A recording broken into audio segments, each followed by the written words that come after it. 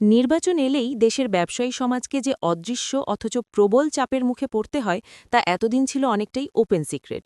তবে রাজনৈতিক অর্থায়নের অস্বচ্ছ ও অনৈতিক চর্চাকে নতুন করে আলোচনার কেন্দ্রে এনেছেন শিল্প খাতের শীর্ষ এক নেতা। এমপি প্রার্থীদের বিরুদ্ধে ব্যবসায়ীদের কাছে কোটি কোটি টাকা চাঁদা দাবির অভিযোগ করেছেন বস্ত্রকল মালিকদের সংগঠন বাংলাদেশ টেক্সটাইল মিলস অ্যাসোসিয়েশনের বিটিএমের সভাপতি শওকত আজিজ রাসেল।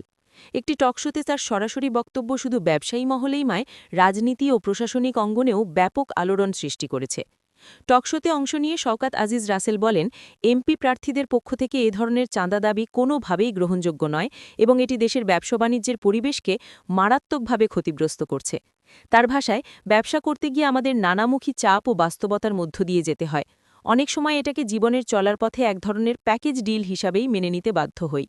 কিন্তু চাঁদাবাজির বিষয়টি এখন এমন পর্যায়ে চলে যাচ্ছে যা আর কোনোভাবেই স্বাভাবিক বলা যায় না। নিজের অভিজ্ঞতার কথা তুলে ধরে তিনি ব্যঙ্গাত্মক ভঙ্গিতে বলেন, সম্প্রতি একজন এমপি প্রার্থী তাকে ফোন করে সহযোগিতা চেয়েছেন। আমি মানসিকভাবে প্রস্তুত ছিলাম, একটি নির্দিষ্ট সীমা পর্যন্ত সহযোগিতা করা যেতে পারে, কিন্তু উনি যেটা প্রকাশ্যে বললেন সেটা ছিল কোটি টাকার চাহিদা। শুনে মনে হলো যেন আমার কোম্পানিতে তার কোনো মালিকানা আছে। ঠিক সেই ভঙ্গিতেই আবদার করা হয়েছে, বলেন বিটিএমের সভাপতি। তিনি জানান, এই ধরনের ঘটনা কোনো বিচ্ছিন্ন বা একক ঘটনা নয়, বরং তিনি নিজে এবং আরও অনেক ব্যবসায়ী একই ধরনের চাপের মুখে পড়ছেন। এগুলো মোটেও সঠিক নয়, এই ধরনের চর্চা বন্ধ হওয়া উচিত, বলেন তিনি। চাঁদাবাজির সামাজিক ও রাজনৈতিক প্রেক্ষাপট ব্যাখ্যা করতে গিয়ে শওকত আজিজ রাসেল বলেন, সাধারণভাবে আমরা চাঁদাবাজি বলতে বুঝি যেখানে কর্মসংস্থান নেই, সেখানে বিকল্প আয়ের পথ হিসাবে কেউ কেউ চাঁদাবাজিতে জড়ায়।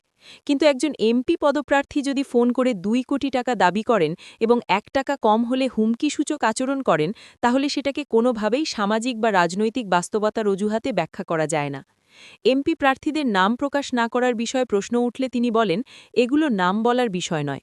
তবে যারা দল পরিচালনা করেন কিংবা দলের শীর্ষ নেতৃত্বে আছেন, এ বিষয়ে তাদের স্পষ্ট দিক নির্দেশনা দেওয়া উচিত। সব রাজনৈতিক দলের প্রধানদের উচিত ঘোষণা দেওয়া, এই ধরনের দাবি করলে ব্যবসায়ীরা যেন নির্ভয়ে তা জানাতে পারেন।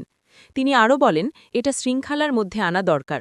কোনো একটি দলের জন্য নয়, সব দলের ক্ষেত্রেই এটি প্রযোজ্য হওয়া উচিত। বিএনপির স্থায়ী কমিটির সদস্য ও নির্বাচন পরিচালনা কমিটির চেয়ারম্যান নজরুল ইসলাম খান বলেন, অভিযোগকারীর বক্তব্যে কোনো দল বা কোনো ব্যক্তিকে সুনির্দিষ্ট করে বলা হয়নি। কারা এ ধরনের কাজ করছেন সেটা সুস্পষ্ট নয়। তবে আমাদের দলের কারোর বিরুদ্ধে এ ধরনের সুনির্দিষ্ট অভিযোগ আসলে তার বিরুদ্ধে কঠোর সাংগঠনিক ব্যবস্থা নেওয়া হবে।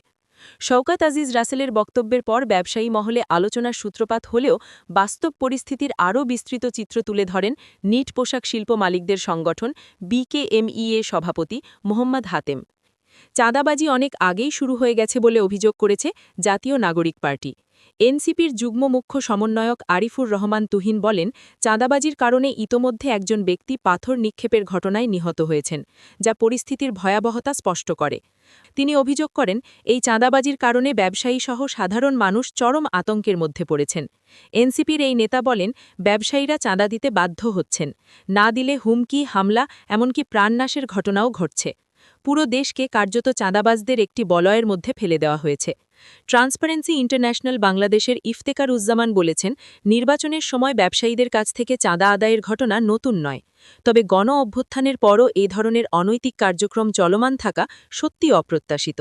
তিনি বলেন, একদিকে কিছু ব্যবসায়ী অনৈতিক সুবিধা পাওয়ার আশায় স্বেচ্ছায় অর্থ দিচ্ছেন, অপরদিকে অনেকের কাছ থেকে জোরপূর্বক টাকা আদায় করা হচ্ছে, যা গণতান্ত্রিক পরিবেশ ও সুশাসনের পরিপন্থী।